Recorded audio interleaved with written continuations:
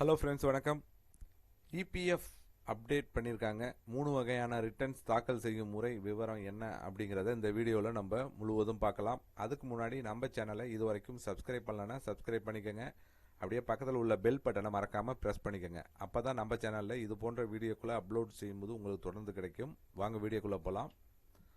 தொழிலாளர் வருங்கால வைப்பு நிதி நிறுவனம் இபிஎஃப்ஓ முதலாளிகள் தங்கள் ஊழியர்களின் பிஎஃப் பங்களிப்புகளை எளிதாக தாக்கல் செய்யும் வகையில் தனது போர்ட்டலில் மேம்படுத்தப்பட்ட ரீஇன்ஜினியர்டு இசிஆர் மாட்யூலை அறிமுகப்படுத்தியுள்ளது. இந்த புதிய முறையின் மூலம் வழக்கமான, சப்ளிமெண்டரி மற்றும் திருத்தப்பட்ட என 3 வகையான ரிட்டர்ன்களை தாக்கல் செய்ய முடியும்.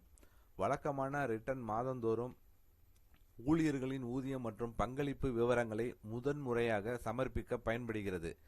சப்ளிமெண்டரி ரிட்டர்ன் வழக்கமாக ரிட்டர்ன் தாக்கல் செய்த பிறகு விடுபட்ட ஊழியர்களை சேர்க்க உதவுகிறது. ஆனால் ஏற்கனவே தாக்கல் செய்த ஊழியர்களை இதில் சேர்க்க முடியாது. திருத்தப்பட்ட ரிட்டர்ன் முன்பு தாக்கல் செய்த விவரங்களில் ஏதேனும் பிழை இருந்தால் அதை மாற்றி அமைக்க பயன்படுகிறது.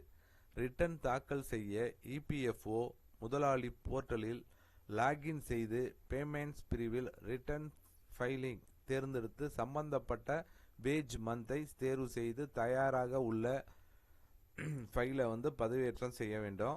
ஃபைல் சரியாக இருந்தால் அப்ரூவல் செய்யலாம். பிழைகள் இருந்தால் அவற்றை திருத்தி மீண்டும் பதிவேற்ற முடியும். ரிட்டர்ன் அங்கீகரிக்கப்பட்ட பிறகு செலுத்த வேண்டிய தொகை விவரங்கள் திரையில் காட்டப்படும்.